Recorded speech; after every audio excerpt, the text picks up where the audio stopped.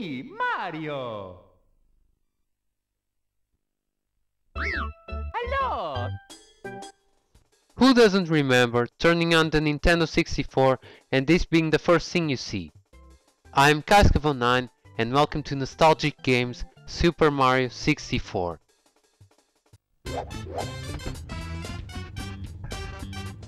The game was released by Nintendo for the Nintendo 64 console, and it was the first Mario game in the series in 3D, and because of that, people were a bit skeptical.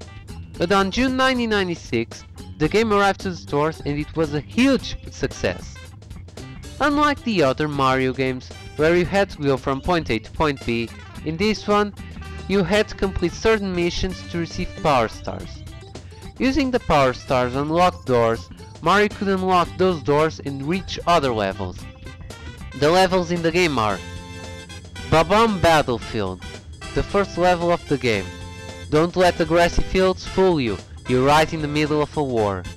Whomp's Fortress, a floating island with a tower in the middle. This is the level that introduces bottomless pits. Jolly Roger Bay, the first water level in the game and my least favorite, because those eels scared the shit out of me when I was a kid. Cool Mountain, a snowy mountain where traction is almost zero, so try not to fall off. Big Boo's Haunt, a haunted mansion of the size of a toy car, scary and pathetic at the same time. Hazy Maze Cave, a maze with toxic gas, nothing else. Little Lava Land, better not to fall off. Dire Rocks, another water level, but in this one, Bowser left something for you. A giant submarine. Snowman's Land. Apparently Nintendo thought that by removing the bottomless pits and putting a giant snowman in the center would make the level harder. But for me, it only makes it easier. Wet Dry World. More water. Ugh. But at least in this one you can control the water level. Tall Mountain. A giant mountain for us to climb and... Hey look! Mushrooms! Haven't seen those in a while. Tiny Huge Island. Apparently everything here is small. I wonder what this pipe does.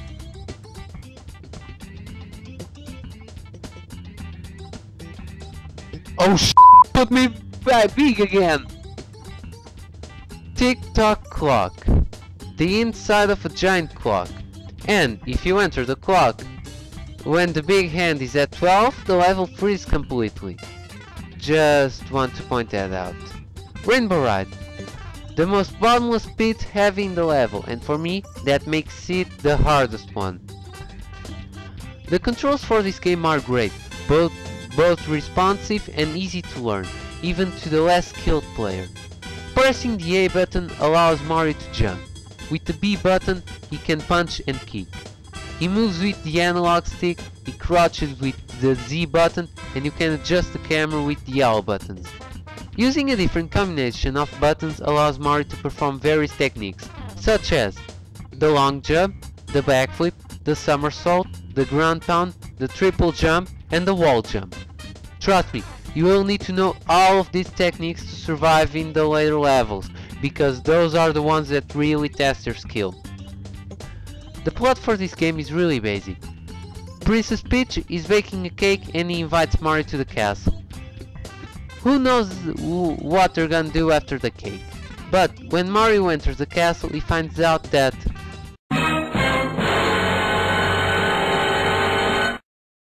the cake is a lie? Not really. What happened is that Bowser kidnapped Peach and now Mario has to save her. After Mario saves the princess, they all go inside and have a piece of cake. Yeah, I'm serious. That's basically the whole plot. Mario games were never focused on plot, and I think that's okay because it leaves less room for plot holes. In terms of characters, we have Mario, Peach, Toad, Oh my god! Is that Bowser? He's so ugly! I mean, Bowser was always ugly, but this is more than usual. Unfortunately, that was Bowser's 3D model back in those days. Poor Bowser. The first 3D years were rough on you. So we have Mario, Peach, Toad, Bowser, but no Luigi. Isn't that weird? Actually, we're getting to one of the most controversial topics in the history of gaming. Why isn't Luigi in Super Mario 64? Luigi is almost in every Mario game since the first game, so people wondered why wasn't he in the first 3D Mario game ever. What makes this a controversial issue is that if you go to the castle's backyard, you see a star-shaped statue standing on a pedestal. If you look closely to the pedestal, you see something carved into the pedestal. It says, L is real 2401. Most of the people thought that L stand for Luigi and that Luigi was real. That's complete bullshit.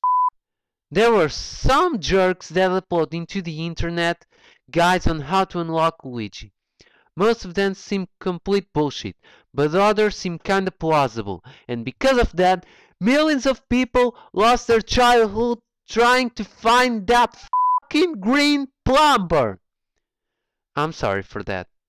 The L does stand for Luigi, but not in Super Mario 64.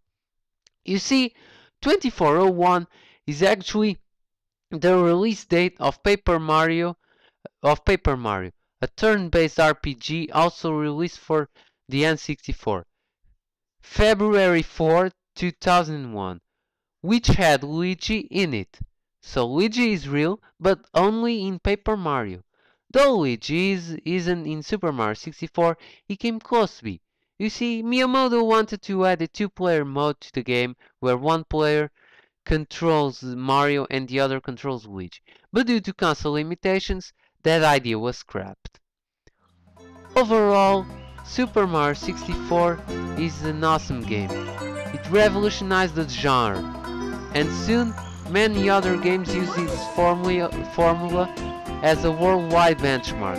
I am proud to own the original cartridge, and if you also own it, you should too be proud. Cascavo9 out.